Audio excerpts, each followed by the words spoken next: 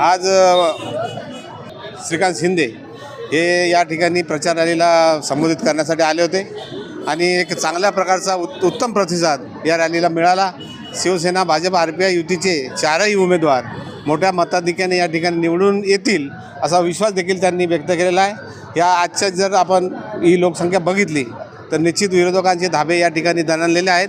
त्यामुळे निश्चित शिवसेना भाजप युतीचा 16 तारखेला विजयाचा गुलाल या ठिकाणी उडणार आहे। काय वाटतं, कालची सभा झाली मुख्यमंत्र्यांची, त्यानंतर आता कल्याण पूर्वेत सर्वाधिक नगरसेवक महायुतीचे निवडून येतील असं खासदारांनी म्हटलेलं आहे।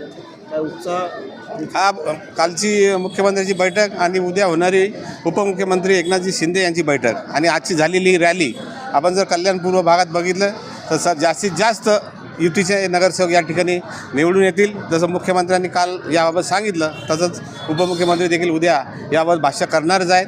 त्यामुळे विरोधक हा मला वाटतं कल्याण पूर्व भागात दिसत नाही। खासदारांनी आज प्रचार केलेला आहे महायुतीच्या उमेदवारांचे, काय वातावरण कसं आहे? खूप चांगला जनतेचा प्रतिसाद पण होता आणि साहेबांचा पण चांगला प्रतिसाद मिळाला। साहेब पण म्हणाले की एवढे हे सगळं पाहून निश्चित आपला विजय तर 100% आहे। महायुतीचे आपले सर्व उमेदवार निवडून येतीलच आणि आपला गुलाल उधळणारच।